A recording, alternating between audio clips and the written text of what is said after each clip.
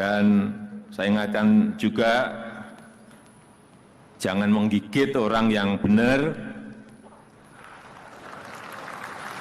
Kalau yang salah silahkan digigit, tapi yang benar jangan sampai digigit. Yang benar jangan sampai digigit, dan jangan pura-pura salah gigit.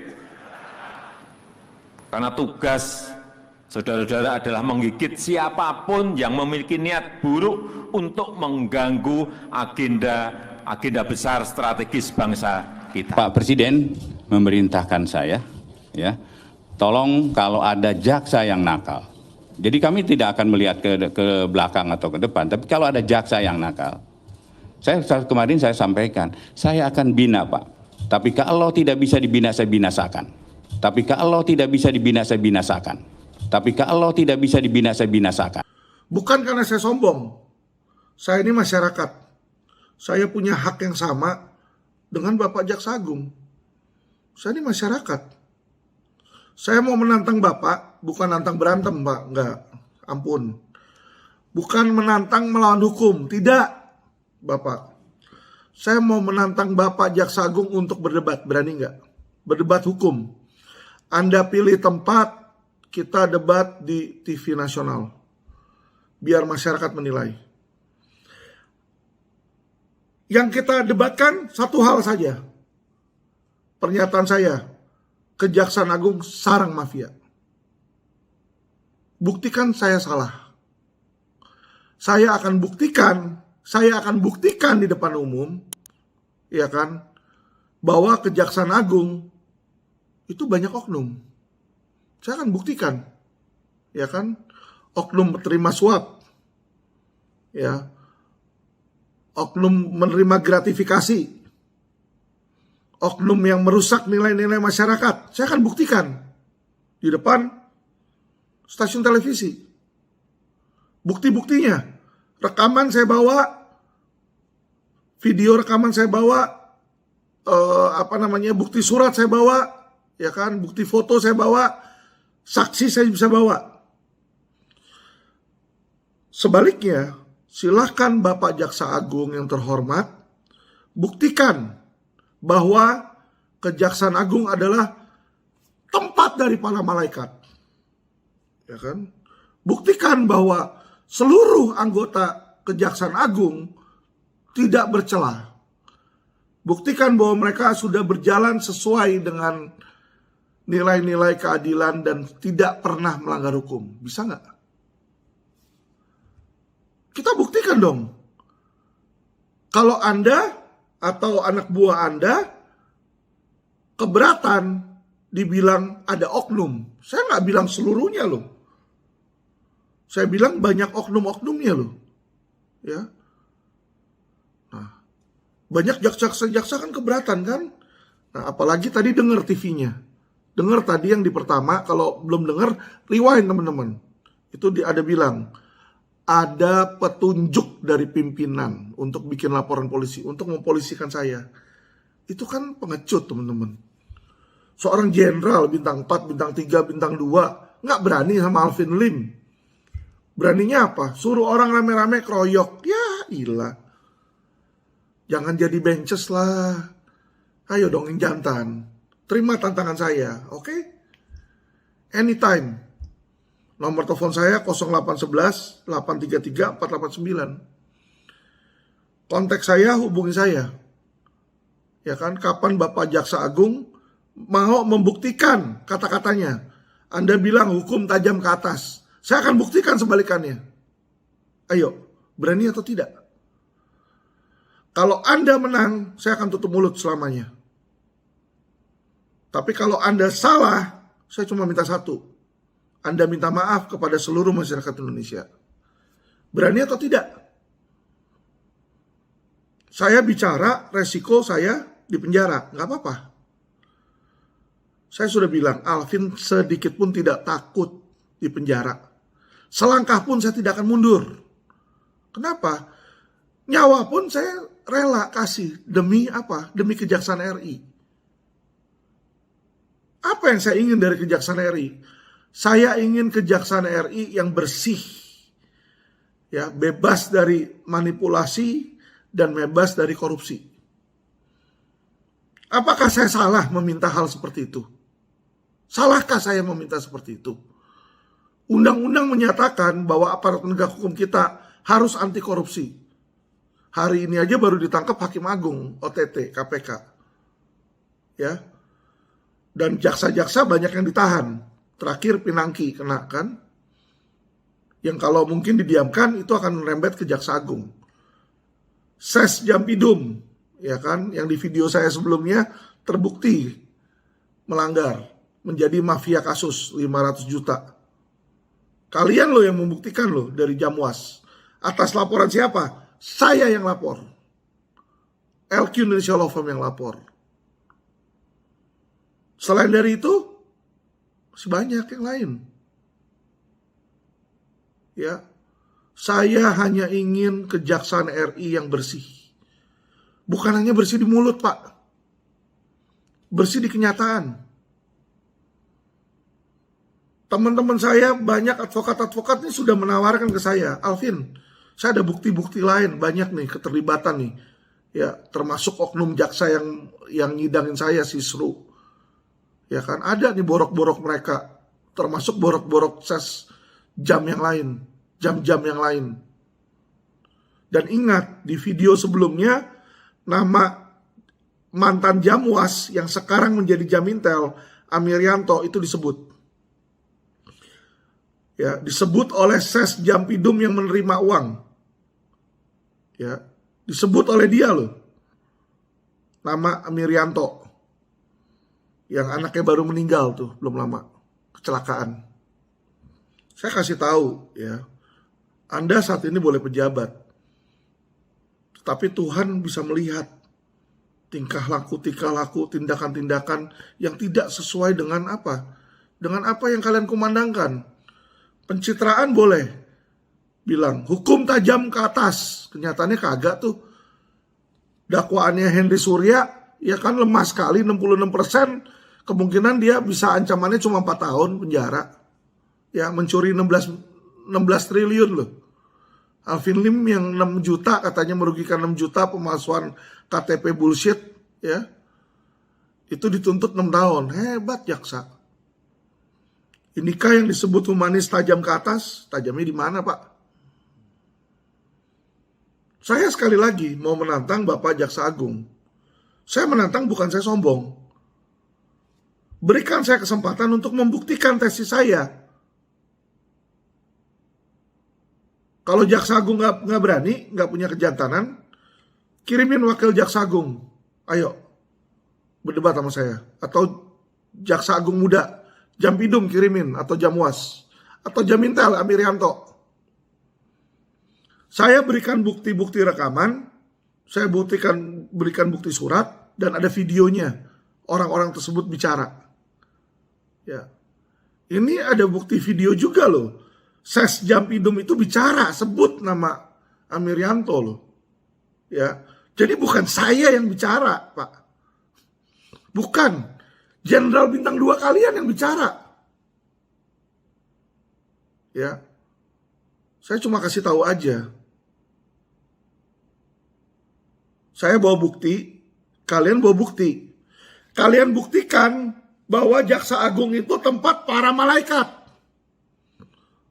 Tempat para jaksa yang tidak punya dosa. Ya, tempat para jaksa yang menghormati hukum. Anda buktikan tesis itu, saya akan buktikan sebaliknya. Kita berdebat. Di mana? Di televisi nasional. Anda sebut mau televisi mana? Nanti saya atur.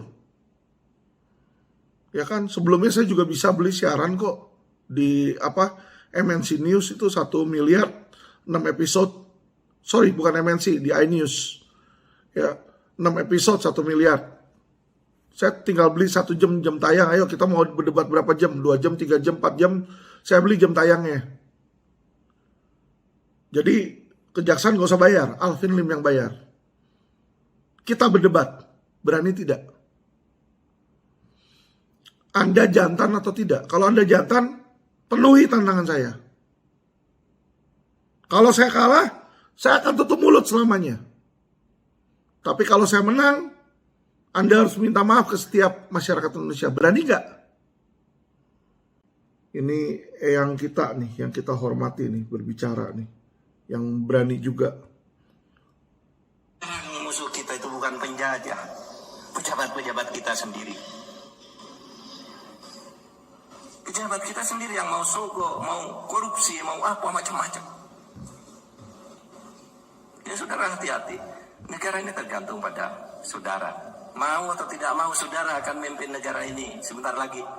Paling ya 1 dawasawar, 1-2 dasawarsa ke depan udah saudara semua. Yang generasi saya sudah pensiun, mungkin banyak yang sudah mati juga.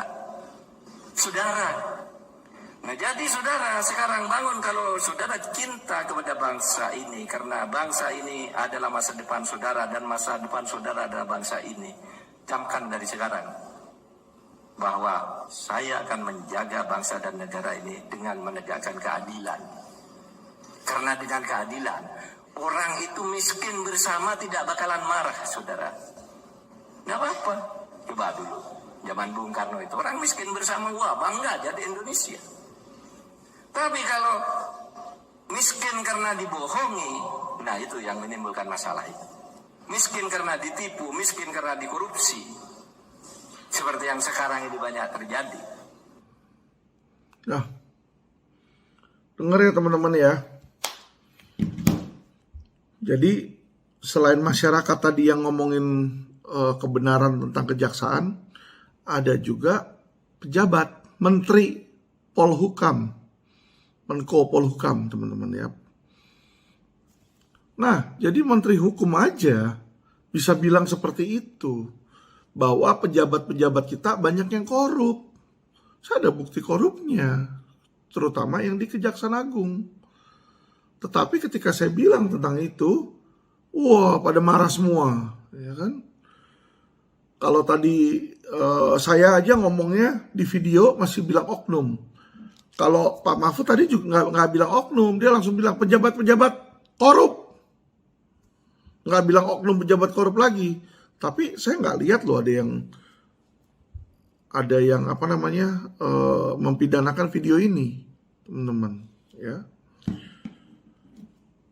Jadi gini teman-teman ya, jujur para jaksa yang sudah melaporkan saya nggak benci sama kalian. Saya malah berterima kasih, ya, karena kalian melaporkan. Saya selalu nama saya ada di top headline national news, ya. Saya udah lebih terkenal daripada Hotman Paris. Hotman Paris nggak tiap hari masuk, saya tiap hari masuk di situ, ya, menunjukkan raksaksanya lawan saya di situ, ya kan, mereka masukin. Kenapa? Bisa aja teman-teman bahwa ini bukan inisiatif dari kejaksaan, tapi kejaksaan ada yang nunggangin, ya. Contoh siapa? Bisa aja yang nunggangin ini gembongnya konsorsium 303, teman-teman, ya kan. Kenapa? Karena saya sebut nama 303 sama gembong-gembongnya kemarin kan pada kebakaran jenggot. Ada juga satu polisi M. Fajar yang copot toh, ya, itu dari informan saya itu, ya, informan saya yang si Pak Daeng-Daeng itu kan bilang informasikan ke Syahar, ke Kadif Propam, makanya dicokok langsung, truk OTT situ, ya, dapat 100 juta, makanya di PTDH, ya toh. Nah, dari informan kami memberikan data-data valid situ, ya. Jadi teman-teman, ya kan, sekali lagi saya berterima kasih kepada jaksa-jaksa yang sudah melaporkan. Walaupun ya kan motif kalian tuh menunjukkan bahwa kalian belum dewasa, ya, dan kalian tidak paham hukum. Kalian tidak paham hukum. Ya, kenapa saya bilang tidak paham hukum? Anda harusnya tahu bahwa masyarakat adalah tuan kalian. Kalian ini adalah pelayan masyarakat. Bukan babu, bukan budak, tapi Anda adalah pelayan masyarakat. Jaksa adalah pelayan masyarakat. Ya. Dan banyak sekali jaksa-jaksa yang arogan. Kalau hari ini Mahfud bilang polisi-polisi arogan, Alvin Lim akan bilang jaksa-jaksa lebih arogan. Kenapa? Jaksa merasa diri mereka tuan. Masyarakat adalah seolah-olah anak buahnya. tindasannya, tidak. Masyarakat is the power. Teman-teman, rekan-rekan advokat sekalian, saya minta pada kalian untuk mulai berani. Ya, jangan hanya saya, Deolipa, sama Kamarudin. Yang lain harus berani speak up. Saya merindukan Indonesia yang dimana lawyer-lawyernya itu berprestasi dan berkualitas. Kualitas dalam hal apa? Dalam hal kemampuan berpikir, kemampuan beracara, kemampuan berstrategi hukum, bagaimana cara melepaskan, cara meringankan terdakwanya dengan cara sesuai undang-undang yang tidak melawan hukum. Bukan seperti yang ada sekarang, di mana dalam sistem peradilan kita ini menyelamatkan orang dengan adu suap. Lah kalau kayak begitu, apalah gunanya sekolah hukum? Apalah gunanya sekolah tinggi ilmu hukum? Apalah gunanya universitas? Hal seperti inilah yang menyebabkan Dr. Ika Farida harus buron di Jepang. Masa dianya korban, akhirnya dianya buron. Karena kenapa? Melawan mafia properti, gak mungkin menang, teman-teman. Ya. Jadi ilmu hukum kita ini kalah dengan ilmu apa? Ilmu sogok dan ilmu suap. Indonesia mau dibawa kemana? Kalau isinya seperti yang tadi dibilang oleh Mahfud, isinya adalah pejabat-pejabat yang suka menyuap, korup, manipulatif. Saya nggak mau itu. Makanya saya mengikrarkan diri, saya rela menjadi pejuang pertama mengikuti kata-kata Pak Mahfud. Saya dedikasikan diri saya untuk menegakkan keadilan. Ya, jadi walaupun saya harus dibenci oleh seluruh jaksa, kalian seluruh jaksa mau melaporkan saya, silahkan. Menunjukkan bahwa Anda belum dewasa. Ya, menunjukkan bahwa Anda masih deniable. Ya, merasa bahwa institusi kejaksaan ini semua bersih. Kalian harus tahu ini kotor. Kalau kalian nggak tahu itu kotor dan kalian nggak tahu yang mana yang kotor, pertanyaan saya adalah, bagaimana kalian bisa membersihkannya? Orang lu tahu yang kotor aja yang mana kagak. Kotoran di muka kalian, kan itu institusi kalian, muka kalian. Mana bisa lihat, kalian butuh cermin. Dan yang cermin yang melihat itu